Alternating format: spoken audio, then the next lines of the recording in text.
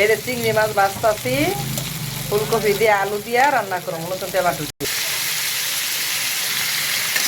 এই যে ফুলকপি ভাজতাছি রান্না করবো, এই যে দিয়ে রান্না করবো।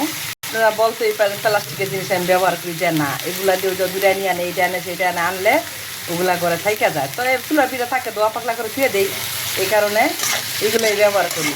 আমি যেই পাতিলে রান্না করি সেই পাতিলেই দেখাই, আমি যা রান্না করি এইভাবেই দেখাই। আমি নতুন কোনো ফর্মালিটি করি না, শোপিস আমি ই করি না যে আমি শো দেখাই না। আমার যেই পাতিলে রান্না করবো, যেই পাতিল যেটা ছেলেটা খামোছি সবাই আমি দেখাই। আমি নতুন করে শীতের থেকে নামায় কোনো কিছুই দেখাই না। এই দেখেন তেল দিয়ে আমি বাছতাছি সবজিগুলা, শীতের সবজি, নতুন ফুলকপি।